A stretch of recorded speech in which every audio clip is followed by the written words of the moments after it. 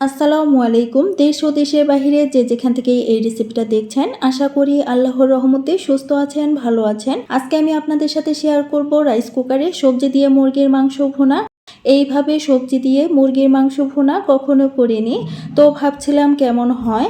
একবার রেসিপিটা তৈরি করেই দেখি। প্রথমবার রেসিপিটা তৈরি করে আমি একদম সার্থক হয়ে গেছি। ভিডিওটি স্কিপ না করে একদম শেষ পর্যন্ত কন্টিনিউ করবেন, আশা করছি আপনাদের কাছেও ভালো লাগবে। রাইস কুকারের একটা বাটিতে এখন সবগুলো মশলা দিয়ে দিব।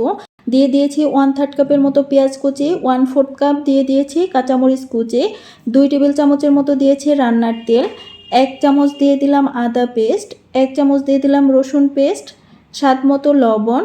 এখন আমি দিয়ে দেবো 1/2 চা চামচের মতো হলুদ গুঁড়া, চামচটা ভর্তি করে দিয়ে দিলাম মরিচ গুঁড়া, আর দিয়ে দিলাম ধনিয়া গুঁড়া, একটা দিয়েছি টমেটো কুচি। এবার অল্প একটু পানি দিয়ে দিব এগুলোকে কষানোর জন্য। দিয়ে দিয়েছি সাদা এলাচ, দারচিনি, লং এবং তেজপাতা। এগুলো দিয়ে খুব সুন্দরভাবে নেড়ে চেড়ে মশলাটাকে কষিয়ে নিতে হবে। তবে ঝালের পরিমাণ আপনারা আপনাদের টেস্ট অনুযায়ী দিয়ে দিবেন, কমিয়ে অথবা বাড়িয়ে। মশলাটা কিন্তু খুব ভালোভাবে কষানো হয়ে গেছে, একদম শুকিয়ে ফেলা যাবে না, তাহলে রাইস কুকারটা অফ হয়ে যাবে।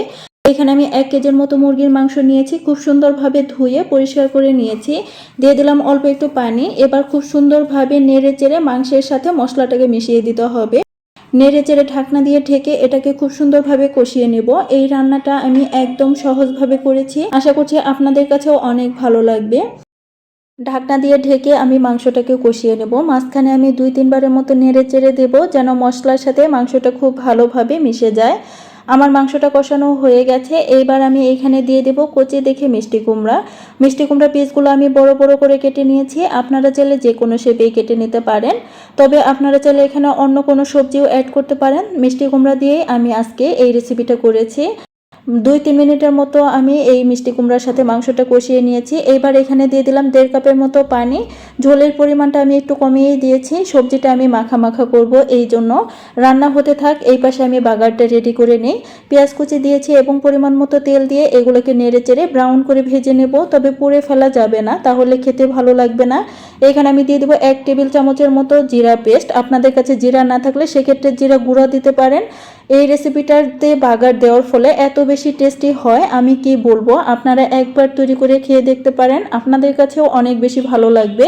বাগারটা দেওয়ার পর খুব দ্রুত ঢাকনা দিয়ে ঢেকে দিতে হবে। অল্প একটু সময় নেড়ে চেড়ে ঢাকনা দিয়ে ঢেকে দেব, না হলে শুকরানটা চলে যাবে। 3 মিনিটের মতো রান্না করলেই এই মাংসটা কিন্তু রান্না হয়ে যাবে। তো আমার কিন্তু মাংসটা রান্না হয়ে গেছে। এবার আমি রাইস কুকারটা অফ করে দিলাম এবং নেড়ে চেড়ে দিব। দিয়ে আমি 5 মিনিটের জন্য দমে বসিয়ে রাখবো। এই রেসিপিটা একবার হলেও বাসায় তৈরি করবেন, আর আপনারা যখনই তৈরি করবেন মিষ্টি কুমড়ার পরিমাণটা একটু বাড়িয়ে দিবেন, খেতে অসম্ভব মজার হয়। 5 মিনিট পর মাশাআল্লাহ তরকারি কালারটা অনেক সুন্দর হয়েছে। এবার আমি পরিবেশন করে দেখাচ্ছি। ব্যাস তৈরি হয়ে গেল সবজি দিয়ে মুরগির মাংসের ভুনা। এটা ভাত, পরোটা, রুটি কিংবা পোলাওয়ের সাথে খেতে কিন্তু অসম্ভব মজার হয়। রেসিপিটা কেমন হয়েছে কমেন্ট করে জানিয়ে দিতে পারেন। আমি কিন্তু একদম শেষ পর্যায়ে চলে এসেছি। ভিডিওটি যারা শেষ পর্যন্ত কন্টিনিউ করলেন, একটা লাইক কমেন্ট করে দিবেন। আপনাদের লাইক কমেন্ট আমাকে অনেক বেশি অনুপ্রাণিত করে। আমার চ্যানেলে যদি একদমই নতুন হয়ে থাকেন, চ্যানেলটি সাবস্ক্রাইব করে পাশে থাকা বেল আইকনটি অল করে রাখবেন। ভিডিওটি ফেসবুক থেকে দেখলে পেজটাকে ফলো দিয়ে দিবেন, লাইক কমেন্ট শেয়ার করবেন। আজকের মতো এই পর্যন্তই। সকলেই সুস্থ থাকবেন, ভালো থাকবেন। আল্লাহ হাফেজ।